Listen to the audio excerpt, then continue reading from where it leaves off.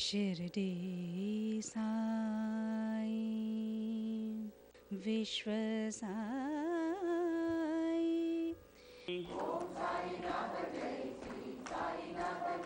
Recital of Satcharitra on Thursdays between 6 and 6:30 in the evening. Shubham Bhavatu.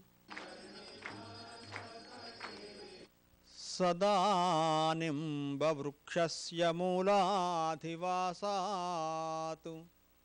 सुधास्राविणं तिक्तमप्यप्रियन्तम् तरुं कल्पवृक्षाधिकं साधयन्तं Namami ईश्वरं सद्गुरुं साईनाथम्।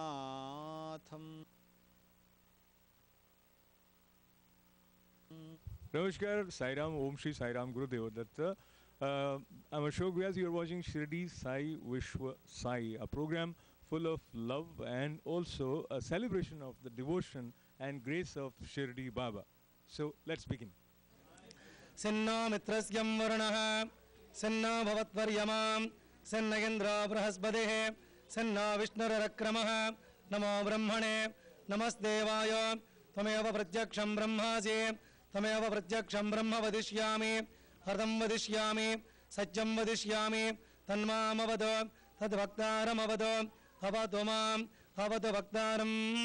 ओम सां तिस्यां देहे।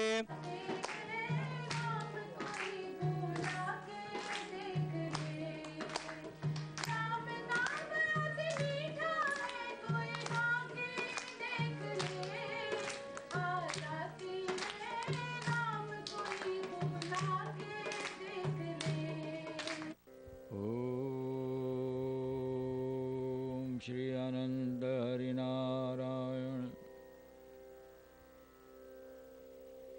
साई बचन कछु बोलो ना, कछु बोलो ना, कछु बोलो ना।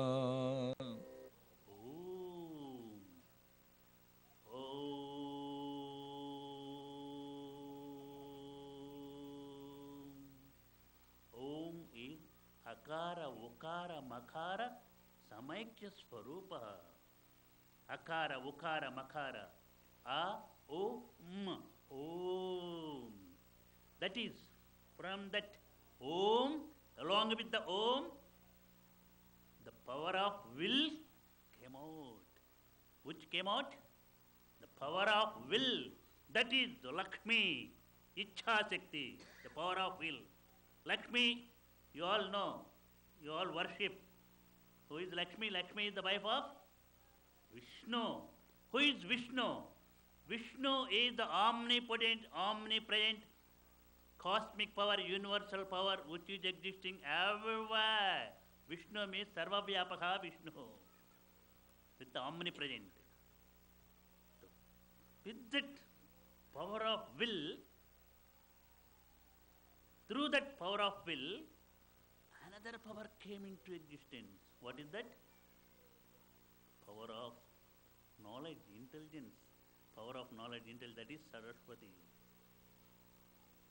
The power of intelligence, immediately, using the intelligence, intellectual power, created the whole infinite universe within seconds. No time, immediately. By divine will, immediately, explosion, immediately, voice came out. What that was? Om, immediately, first the power of will, along with that power of will, power of intelligence, knowledge, and immediately power of action. Ichha Shakti, Jnana Shakti, Kriya Shakti. 3. We are worshipping Trisakti Swarupa, Lakshmi, Saraswati and Durga. That is Sri. Samaikya, Ichha Shakti, Jnana Shakti, Kriya Shakti, Samaikya Swarupa, Akshara, Sri. Om, That's why we are calling Om Sri Sai Ram. Why we are calling Om Sri Sai Ram as a divine mantra? Om means Om Icheka Aksharam Brahma. Om is only the Akshara Brahma Swarupa. Sri. You look into the infinite universe. Whether you live in America, Africa, or Atlantic Ocean, or Pacific Ocean, or Indian Ocean, wherever you be, go above and above. Go above the solar system and go above the Milky Way and look at the infinite universe, cosmos, Rodasi. Wow, what is the great, wonderful creation. Who created? There must be something. There must be somebody who created that universe. And tell me, who is the architect? God. We are calling G-O-D, God. But it is the power, universal power. Inside that universal power, three powers are there. Power of will, power of knowledge, and power of action. Universal power. Shirdi Sai, Shirdi Sai,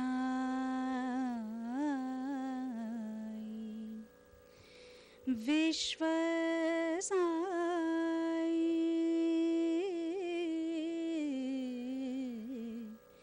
Vishwa Sai, Sai apne sada सहाय साई अपने सदा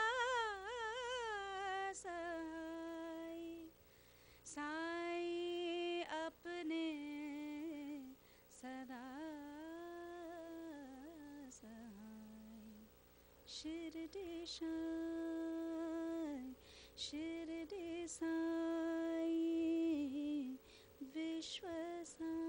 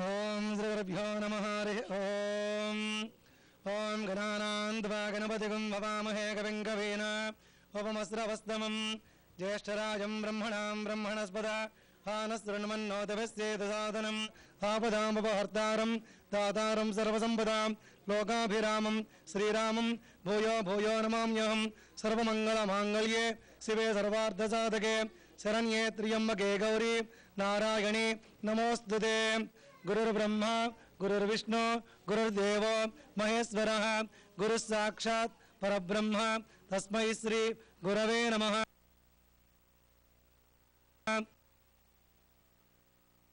When we hear experiences of devotees, that adds to the strength of our Shraddha. And the message of Shraddha and Saburi, as is given to us by Shirdi Baba, is very, very relevant. That becomes clear when we hear experiences of devotees. I asked that I should get a gift of his statue. I just made the same wish here. I had it like 2 months back. I had a Panchaloha Vigraha from Shirdi. I mean, that's the second thing, that you make a wish and you will get. I don't want to buy his statue. I want it a gift, and I got it a gift. I mean, because getting it as a gift is something else. Is coming from Baba. I mean, you can buy whatever number of statues you want, but I wished for that, and this happened too. That happened to us in 1985. Actually, I had a daughter, and she had some health problems. And then she used to dress like Baba all the time. She would put the white cloth and just like Baba and everything like that. She couldn't study that good, like even basics like ABCD, she couldn't grasp it and all that. She was hyper and all that, and I have tried to do so many things to help her.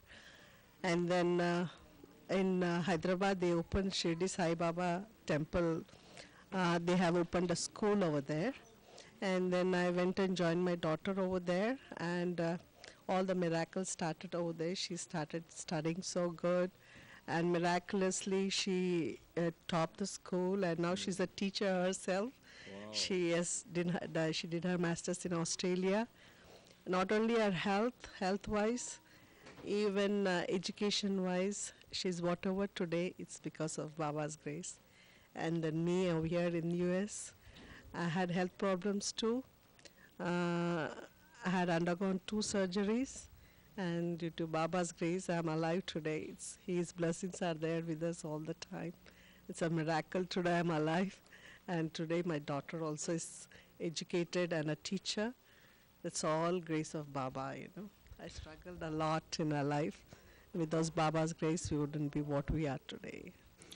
I think I've been I'm going to temple for Baba since like last 10 years, but I think I didn't know about Satcharitra till 2000, end of 2008. So it was in early 2009 that my cousin told me that there is a book called Satcharitra, and reading that would fulfill your wish. So I think this is early 2009. I've been out of job for about a year and a half then, and in February 2009, it's the first time I read the book. I think in 2 months from that, I had a job without an interview. This is a miracle. Like, it was the peak of the recession. I had a job without an interview. I mean, this is something, it blown me away. Since then, I've been reading Satcharitra from ever then, like last 2.5 years. I mean, I've been more than 10 times now. And this is one of the most important thing that happened to me. And after that, I started believing him so much. After that, a series of miracles happened. After that, a month after this first job, I got a second job, a better job than that. And so, I mean, that keeps on going till now. Apart from that, I just made a wish right in this temple 6 months back that you have to come to my house in India. And believe me, at 12 o'clock, while the Harti was going on in my house, he came in. And I mean, this was like anything I can ask Baba, because my parents are living, me and my parents were living there for last 10 years. There was no sadhu, nobody fakir coming to my house in last 10 years. But the moment I asked him, he came in and to make me believe. It was at 12 o'clock Harati. I mean, that's the most time when Baba goes for Bhiksha, and he came to my house. This is many, many years ago when I was a medical student in Kurnool in Andhra Pradesh. I used to go to Shirdi temple near the banks of river Tungabhadra like any other student. So I used to get a lot of happiness, satisfaction, and of course, like any other student, you want your desires to be fulfilled. So desires are, whatever I desired, it is happening. So that probably was the first interaction with Baba, trying to take me into his fold. This was in 1964 or 63 in Kurnool. And I didn't know about Satcharitra at that time.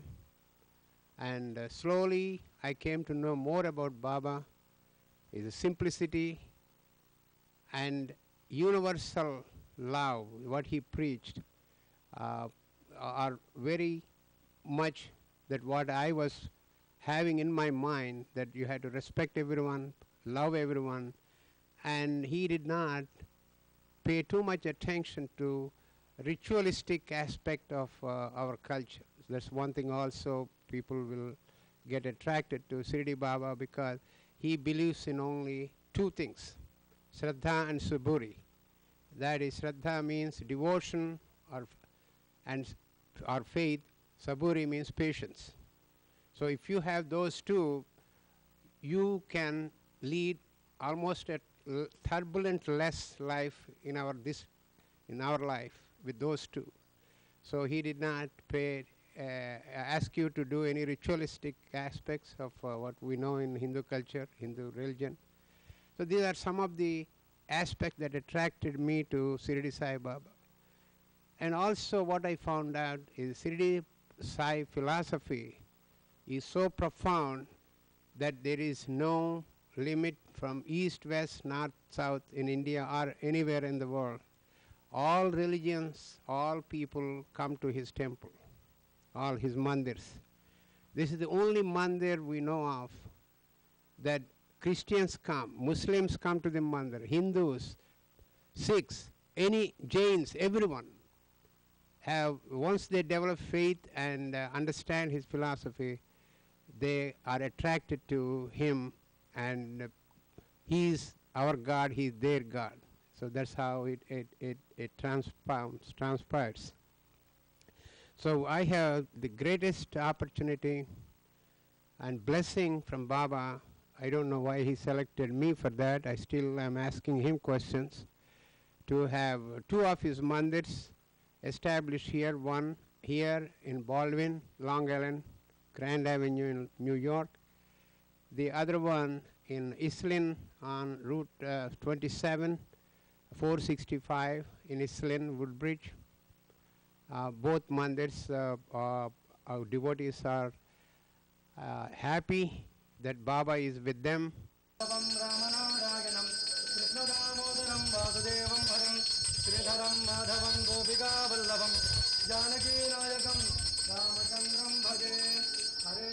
Hare Rama, Rama Rama, Hare Hare, Hare Krishna, Krishna Krishna, Hare Hare. Sarva Devata Samartadguru, Sainathaya Namaha, Sundara Srilastu, Namaste Mangalan Bhavantu. उन्हें उसी आनंद का अनुभव होता था जैसा कि पंढरपुर में श्री विट्ठल के दर्शन से होता है। ये कोई अतिशयोक्ति नहीं है। देखिए, एक भक्त ने यही अनुभव पाया। कथा है गौली बुआ की। लगभग 95 वर्ष के वयोवृद्ध भक्त जिनका नाम गौली बुआ था, पंडरी के एक वारकरी थे। वे 8 मास पंढरपुर और 4 मास आषाढ़ से कार्तिक तक गंगा तट पर निवास करते थे। सामान ढोने के लिए वो एक गधे को अपने पास रखते थे और एक शिष्य भी हमेशा उनके साथ रहता था। वो हर बरस बारी लेकर पंढरपुर जाते और लौटते समय श्री बाबा के दर्शनार्थ शिरडी आते थे। बाबा पर उनका बड़ा प्रेम था। वे बाबा की ओर एकटक निहारते रहते और कह उठते थे कि ये तो श्री पंडरीनाथ, श्री विट्ठल के अवतार हैं, जो अनाथ नाथ दीन दयालु और दीनों के नाथ हैं। गौली बुआ श्री विठोबा के परम भक्त थे। उन्होंने अनेक बार पंडरी की यात्रा की और प्रत्यक्ष अनुभव किया कि श्री साईं बाबा सचमुच में ही पंडरीनाथ हैं। विट्ठल स्वयं प्रकट हुए। श्री साईं बाबा की ईश्वर चिंतन और भजन में विशेष अभिरुचि थी। वे सदैव अल्लाह मालिक पुकारते और भक्तों से कीर्तन सप्ताह करवाते थे। इसे नाम सप्ताह भी कहते हैं। एक बार उन्होंने दासगणु को कीर्तन सप्ताह करने की आज्ञा दी। दासगणु ने बाबा से कहा कि आपकी आज्ञा मुझे शिरोधार्य है, परंतु इस बात का आश्वासन मिलना चाहिए कि सप्ताह के अंत में विट्ठल अवश्य प्रकट होंगे। बाबा ने अपना हृदय स्पर्श करते हुए कहा कि विट्ठल अवश्य प्रकट होंगे, परंतु साथ ही भक्तों में श्रद्धा और तीव्र उत्सुकता का होना भी अनिवार्य है। ठाकुरनाथ की डंकपुरी, विट्ठल की पंडरी, रणछोड़ की द्वारका यही तो है। किसी को दूर जाने की आवश्यकता नहीं है। क्या विट्ठल कहीं बाहर से आएंगे? वे तो यही विराजमान है। जब भक्तों में प्रेम और भक्ति का स्रोत प्रवाहित होगा तो विट्ठल स्वयं ही यहाँ प्रकट हो जाएंगे। सप्ताह समाप्त होने के बाद विट्ठल भगवान इस प्रकार प्रकट हुए। काका साहब दीक्षित सदैव की भांति स्नान करने के पश्चात जब ध्यान करने को बैठे तो उन्हें विट्ठल के दर्शन हुए। दोपहर के समय जब वे बाबा के दर्शनार्थ मस्जिद पहुंचे तो बाबा ने उनसे पूछा, क्यों विट्ठल पाटिल आए थे ना, क्या तुम्हें उनके दर्शन हुए? वे बहुत चंचल हैं, उनको दृढ़ता से पकड़ लो। यदि थोड़ी भी असावधानी की तो वे बचकर निकल जाएंगे। ये प्रातः काल की घटना थी और दोपहर के समय उन्हें पुनः दर्शन हुए। उसी दिन एक चित्र बेचने वाला विठोबा के 25-30 चित्र लेकर वहां बेचने को आया। ये चित्र ठीक वैसा ही था जैसा कि काका साहब दीक्षित को ध्यान में दर्शन हुए थे। चित्र देखकर और बाबा के शब्दों का स्मरण कर काका साहब को बड़ा विस्मय और प्रसन्नता हुई। उन्होंने एक चित्र सहर्ष खरीद लिया और उसे अपने देवघर में प्रतिष्ठित कर लिया। ठाणा के अवकाश प्राप्त मामलतादार श्री बी देव ने अपने अनुसंधान के द्वारा यह प्रमाणित कर दिया है कि शिरडी पंढरपुर की परिधि में आती है। दक्षिण में पंढरपुर श्री कृष्ण का प्रसिद्ध स्थान है, अतः शिरडी ही द्वारका है। साई लीला पत्रिका भाग 12 अंक 1, 2, 3 के अनुसार द्वारका की एक और व्याख्या सुनने में आई है, जो कि के नारायण अय्यर द्वारा लिखित भारतवर्ष का स्थायी इतिहास में स्कंद पुराण भाग 2 पृष्ठ 90 से उद्धृत की गई है। वो इस प्रकार है: चतुर्वर्णामपि वर्गाणाम यत्र द्वाराणि सर्वतः अतो द्वारावतीत्युक्ता विद्वद्दि बस्तत्ववादिभिः। जो स्थान चारों वर्णों के लोगों को धर्म, अर्थ, काम और मोक्ष के लिए सुलभ हो, दार्शनिक लोग उसे द्वारका के नाम से पुकारते हैं। शिरडी में बाबा की मस्जिद केवल चारों वर्णों के लिए ही नहीं, अपितु दलित, अस्पृश्य और भागोजी, शिंदे जैसे कोड़ी आदि सबके लिए खुली थी। अतः शिरडी को द्वारका कहना ही सर्वथा उचित है। भगवंत राव क्षीर सागर की कथा। श्री विट्ठल पूजन में बाबा को कितनी रुचि थी, यह भगवंत राव क्षीर सागर की कथा से स्पष्ट है। भगवंत राव के पिता विठोबा के परम भक्त थे, जो प्रतिवर्ष पंढरपुर को वारी लेकर जाते थे। उनके घर में विठोबा की एक मूर्ति थी, जिसकी वे नित्य प्रति पूजा करते थे।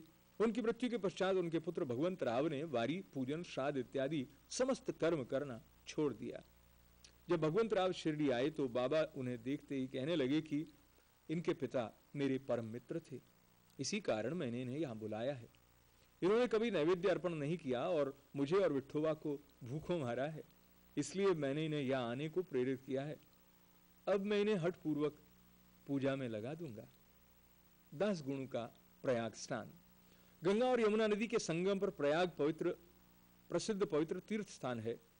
हिंदुओं की ऐसी भावना है कि वहां स्नान आदि करने से समस्त पाप नष्ट हो जाते हैं।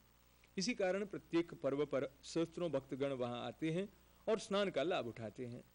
एक बार दासगणों ने भी वहां जाकर स्नान करने का निश्चय किया। इस विचार से वे बाबा से आज्ञा लेने उनके पास गए। बाबा ने कहा कि इतनी दूर व्यर्थ भटकने की क्या आवश्यकता है, अपना प्रयाग तो यही है, मुझ पर विश्वास करो। आश्चर्य, महान आश्चर्य। जैसे ही दासगणों बाबा के चरणों पर नत हुए तो बाबा के श्री चरणों से गंगा यमुना की धारा वेग से प्रवाहित होने लगी। ये चमत्कार देखकर दासगणों का प्रेम और भक्ति उमड़ पड़ी। आंखों से अश्रुओं की धारा बहने लगी। उन्हें कुछ अंतःस्फूर्ति हुई और उनके मुख से श्री साई बाबा की स्तोत्रस्वनी स्वतः प्रवाहित होने लगी। श्री साई बाबा का शिरडी में प्रथम आगमन था। उनके जन्म और जन्म स्थान का किसी को भी ज्ञान नहीं है। इस संबंध में बहुत छानबीन की गई। बाबा से और अन्य लोगों से भी इस विषय में पूछताछ की गई, परंतु कोई संतोषप्रद उत्तर अथवा सूत्र हाथ न लग सका। यथार्थ में हम लोग इस विषय में सर्वथा अनभिज्ञ हैं। नामदेव और कबीरदास जी का जन्म अन्य लोगों की भांति नहीं हुआ था। वे बाल रूप में प्रकृति की गोद में पाए गए थे। नामदेव भीमरथी नदी के तीर पर गोनाई को और कबीर भगीरथी नदी के तीर पर तमाल को पढ़े हुए मिले थे। और ऐसा ही श्री साई बाबा के संबंध में भी था। वे शिरडी में नीम वृक्ष के तले 16 वर्ष की तरुणावस्था में स्वयं भक्तों के कल्याणार्थ प्रकट हुए थे। उस समय भी वे पूर्ण ब्रह्मज्ञानी प्रतीत होते थे। स्वप्न में भी उनको किसी लौकिक पदार्थ की इच्छा नहीं होती थी। उन्होंने माया को ठुकरा दिया था और मुक्ति उनके चरणों में लौटती थी। शिरडी ग्राम की एक वृद्ध स्त्री नाना चोपदार की मां ने उनका इस प्रकार वर्णन किया है। एक तरुण, स्वस्थ, फुर्तीला और अति रूपवान बालक सर्वप्रथम नीम वृक्ष के नीचे समाधि में लीन दिखाई पड़ा। सर्दी और गर्मी की उन्हें किंचित मात्र भी चिंता न थी। उन्हें इतनी अल्प आयु में इस प्रकार कठिन तपस्या करते देखकर लोगों को महान आश्चर्य हुआ। दिन में वे किसी से भेंट नहीं करते थे और रात्रि में निर्भय होकर एकांत में घूमते थे। लोग आश्चर्यचकित होकर पूछते फिरते थे कि इस युवक का कहां से आगमन हुआ है। उनकी बनावट और आकृति इतनी सुंदर थी कि एक बार देखने मात्र से लोग आकर्षित हो जाते थे। वे सदा नीम वृक्ष के नीचे बैठे रहते थे और किसी के द्वार पर न जाते थे। यद्यपि वे देखने में युवक प्रतीत होते थे, परंतु उनका आचरण महात्माओं के जैसा था। वे त्याग और वैराग्य की साक्षात प्रतिमा थे। एक बार एक आश्चर्यजनक घटना हुई। एक भक्त को भगवान खंडोबा का संचार हुआ। लोगों ने शंका निवारणार्थ उनसे प्रश्न किया कि हे देव, कृपया बतलाइए कि ये किस भाग्यशाली पिता की संतान है और इनका कहां से आगमन हुआ है। भगवान खंडोबा ने एक कुदाली मंगवाई और एक निर्दिष्ट स्थान पर खोदने का संकेत किया। जब वो स्थान पूरी तरह खोदा गया तो वहां एक पत्थर के नीचे ईंटें पाई गईं। पत्थर को हटाते ही एक द्वार दिखा जहां 4 दीप जल रहे थे। 4 दीप जल रहे थे। उन दरवाजों का मार्ग एक गुफा में जाता था जहां गौमुखी आकार की इमारत, लकड़ी के तख्ते, मालाएं आदि दिखाई पड़ी। भगवान खंडोबा कहने लगे कि इस युवक ने इस स्थान पर 12 वर्ष तपस्या की है। तब लोग युवक से प्रश्न करने लगे, परंतु उसने ये कहकर बात टाल दी कि ये मेरे श्री गुरुदेव की पवित्र भूमि है, अतएव मेरा पूज्य स्थान है। तब लोगों ने उस दरवाजे को पूर्ववत बंद कर दिया। जिस प्रकार अश्वत्थ और औदुंबर पवित्र वृक्ष माने जाते हैं, उसी प्रकार बाबा ने भी इस नीम वृक्ष को उतना ही पवित्र माना और प्रेम किया। मालसापति तथा शिरडी के अन्य भक्त इस स्थान को बाबा के गुरु का समाधि स्थान मानकर सदैव नमन किया करते थे। 3 वाड़े। नीम वृक्ष के आसपास की भूमि श्री हरि विनायक साठे ने मोल ले ली और उस स्थान पर एक विशाल भवन का निर्माण किया जिसका नाम साठे वाड़ा रखा गया। बाहर से आने वाले यात्रियों के लिए वो वाड़ा ही एकमात्र विश्राम स्थान था जहां सदैव भीड़ रहा करती थी। नीचे चारों ओर चबूतरा बांधा गया। सीढ़ियों के नीचे दक्षिण की ओर एक छोटा सा मंदिर है जहां भक्त लोग चबूतरे के ऊपर उत्तराभिमुख होकर बैठते हैं। ऐसा विश्वास किया जाता है कि जो भक्त गुरुवार अथवा शुक्रवार की संध्या को वहां धूप, अगरबत्ती आदि सुगंधित पदार्थ जलाते हैं वो ईश कृपा से सदैव सुखी होंगे। ये वाड़ा बहुत पुराना और जीर्ण शीर्ण स्थिति में था और इसके जीर्णोद्धार की नितांत आवश्यकता थी, जो संस्थान द्वारा पूर्ण कर दी गई। कुछ समय के पश्चात एक दूसरे बाड़े का निर्माण हुआ जिसका नाम दीक्षित वाड़ा रखा गया। काका साहब दीक्षित कानूनी सलाहकार जब इंग्लैंड में थे तब वहां उन्हें किसी दुर्घटना में पैर में चोट आ गई थी। उन्होंने बहुत उपचार किए परंतु पैर अच्छा न हो सका। नाना साहब चांदोरकर ने उन्हें बाबा की कृपा प्राप्त करने का परामर्श दिया, इसलिए उन्होंने सन 1909 में बाबा के दर्शन किए। उन्होंने बाबा से पैर के बदले अपने मन की पंगुता दूर करने के लिए प्रार्थना की। बाबा के दर्शन से उन्हें इतना सुख प्राप्त हुआ कि उन्होंने स्थायी रूप से शिरडी में रहना स्वीकार कर लिया और इसी कारण उन्होंने अपने और भक्तों के हेतु एक वाड़े का निर्माण करवाया। इस भवन का शिलान्यास दिनांक 9/12/1990 को किया गया। उसी दिन अन्य 2 विशेष घटनाएं घटित हुई। श्री दादा साहेब खापरडे को घर वापस लौटने की अनुमति प्राप्त हो गई और दूसरा, चावड़ी में रात्रि को आरती प्रारंभ हो गई। कुछ समय में वाड़ा संपूर्ण रूप से बन गया और रामनवमी 1911 के शुभ अवसर पर उसका यथाविधि उद्घाटन कर दिया गया। इसके बाद एक और बाड़ा मानो एक शाही भवन नागपुर के प्रसिद्ध श्रीमंत बूटी ने बनवाया। इस भवन के निर्माण में बहुत धनराशि लगाई गई। उसकी बार समस्त निधि सार्थक हो गई क्योंकि बाबा का शरीर अब वहीं विश्रांति पा रहा है और फिलहाल वो समाधि मंदिर के नाम से विख्यात है। इस मंदिर के स्थान पर पहले एक बगीचा था जिसमें बाबा स्वयं पौधों को सींचते और उनकी देखभाल किया करते थे। जहां पहले एक छोटी सी कुटी भी नहीं थी वहां 3-3 वाड़ों का निर्माण हो गया। इन सब में साठे वाड़ा पूर्व काल में बहुत ही उपयोगी था। बगीचे की कथा, वामन तात्या की सहायता से स्वयं बगीचे की देखभाल, शिरडी से श्री साई बाबा की अस्थायी अनुपस्थिति और चांद पाटिल की बारात में पुनः शिरडी लौटना, देवीदास, जानकीदास और गंगा गीर की संगति, मोहिद्दीन तंबोली के साथ कुश्ती, मस्जिद में निवास, श्री डेंगले और अन्य भक्तों पर प्रेम और अन्य घटनाओं का अगले अध्याय में वर्णन किया गया है। श्री सद्गुरु साई नाथार्पणम अस्तु। शुभम भवतु।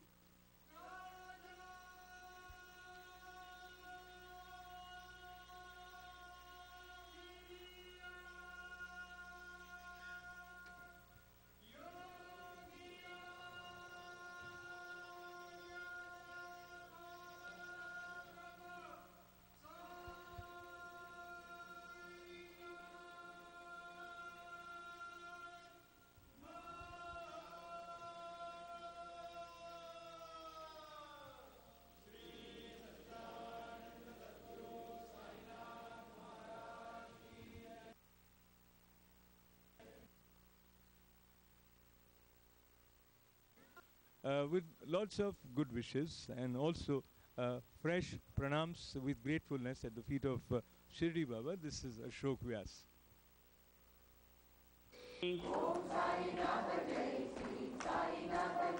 Recital of Satcharitra on Thursdays between 6 and 6:30 in the evening.